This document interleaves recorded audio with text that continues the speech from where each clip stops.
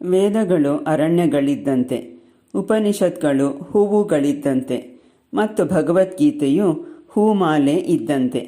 ಈ ವಿಷಯದ ಕುರಿತಾಗಿ ಮತ್ತು ಭಗವದ್ಗೀತೆಯ ಮಹತ್ವದ ಕುರಿತಾಗಿ ಇನ್ನೂ ಹೆಚ್ಚಿನದನ್ನು ಈ ದಿನದ ವಿಡಿಯೋದಲ್ಲಿ ತಿಳಿದುಕೊಳ್ಳೋಣ. ಹರೇ ಕೃಷ್ಣ. ಇಸ್ಕಾನ್ ಫೌಂಡರ್ ಆಚಾರ್ಯ ಜಗದ್ಗುರು ಶ್ರೀಲ ಪ್ರಭುಪಾದ್ ಕಿ ಜೈ.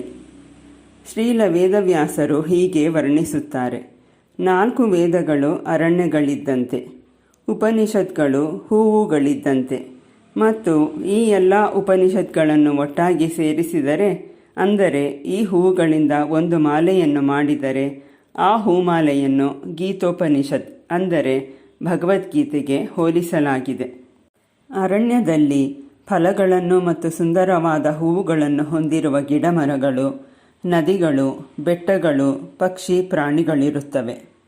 ಇಂತಹ ಅರಣ್ಯಗಳನ್ನು 4 ವೇದಗಳಿಗೆ ಹೋಲಿಸಲಾಗಿದೆ ಮತ್ತು ಈ ಎಲ್ಲ ವೇದಗಳಲ್ಲಿರುವ ಒಳ್ಳೆಯ ಪ್ರಮುಖ ಬೋಧನೆಗಳನ್ನು ಉಪನಿಷತ್ಗಳಲ್ಲಿ ಸಂಗ್ರಹಿಸಲಾಗಿದೆ.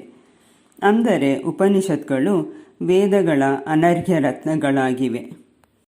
ಉಪನಿಷತ್ಗಳಲ್ಲಿ 108 ಉಪನಿಷತ್ಗಳು ಪ್ರಮುಖವಾಗಿವೆ. ಉಪನಿಷತ್ ಪದದ ಅರ್ಥವು ಹೀಗಿದೆ: ಉಪ ಅಂದರೆ ಹತ್ತಿರ, ನಿಷದ್ ಅಂದರೆ ಕರೆದೊಯ್ಯುವ ಎಂದು. ಮತ್ತು ಉಪನಿಷತ್ಗಳಲ್ಲಿರುವ ಆದೇಶಗಳನ್ನು ಪಾಲಿಸುವವರು ಮೋಕ್ಷವನ್ನು ಪಡೆಯುತ್ತಾರೆ, ಅಂದರೆ ಭಗವಂತನ ಹತ್ತಿರ ಹೋಗುತ್ತಾರೆ ಎಂದು ಹೇಳಿದೆ.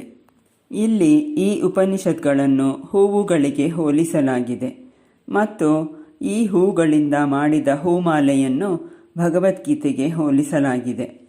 ಆದ್ದರಿಂದ ಭಗವದ್ಗೀತೆಯು ಎಲ್ಲ ವೇದಗಳ ಮತ್ತು ಉಪನಿಷತ್ಗಳ ಸಾರವಾಗಿದೆ ಎಂಬುದು ನಮಗೆ ಇದರಿಂದ ಅರ್ಥವಾಗುತ್ತದೆ.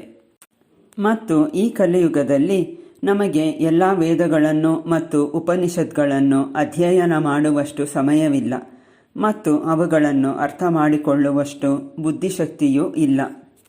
ಆದ್ದರಿಂದ ಭಗವದ್ಗೀತೆಯ ಹಿಂದಿನ ಎಪಿಸೋಡ್ನಲ್ಲಿ ಗೀತಾ ಮಹಾತ್ಮೆಯ 7ನೇ ಶ್ಲೋಕದಲ್ಲಿ ಹೇಳಿದಂತೆ, ಏಕಂ ಶಾಸ್ತ್ರಂ ದೇವಕಿ ಪುತ್ರ ಗೀತಂ, ಅಂದರೆ ಈ ಭಗವದ್ಗೀತೆ ಗ್ರಂಥವು ಒಂದೇ ನಮಗೆ ಸಾಕು. ಇದನ್ನು ಅಧ್ಯಯನ ಮಾಡಿದರೆ ನಮಗೆ ಎಲ್ಲ ವೇದ ಉಪನಿಷತ್ಗಳನ್ನು ಅಧ್ಯಯನ ಮಾಡಿದ ಲಾಭವು ಸಿಗುತ್ತದೆ. ಮತ್ತು ಶ್ರೀ ಆದಿಶಂಕರಾಚಾರ್ಯರು ಹೀಗೆ ಹೇಳುತ್ತಾರೆ: ಯಾರಿಗಾದರೂ ಶಾಶ್ವತವಾದ ಕೊನೆಯಿಲ್ಲದ ಆನಂದವು ಬೇಕಿದ್ದರೆ ಅವರು ಈ 3 ಕಾರ್ಯಗಳನ್ನು ಮಾಡಬೇಕು ಎಂದು. ಮೊದಲನೆಯದು ಗೀತಾ ಗೇಯಂ. ಗೀತಾ ಎಂದರೆ ಹಾಡು. ಇದು ಕೃಷ್ಣನ ಹಾಡಾಗಿದೆ. ಆದ್ದರಿಂದ ನಾವು ಭಗವದ್ಗೀತೆಯನ್ನು ಹಾಡಬೇಕು. ಎರಡನೆಯದು ವಿಷ್ಣು ಸಹಸ್ರನಾಮವನ್ನು ಪಠಿಸಬೇಕು ಎಂದು. ಆದರೆ ನಮ್ಮ ಕೇಸ್ನಲ್ಲಿ ನಾವು ಹರಿನಾಮವಾದ ಹರೇ ಕೃಷ್ಣ ಮಹಾಮಂತ್ರವನ್ನು 16 ಮಾಲೆ ಜಪಿಸಬೇಕು ಎಂದು. ಮತ್ತು ಮೂರನೆಯದು ಕೃಷ್ಣನ ರೂಪವನ್ನು ನಮ್ಮ ಕಣ್ಣುಗಳಿಂದ ಆಸ್ವಾದಿಸಬೇಕು ಎಂದು.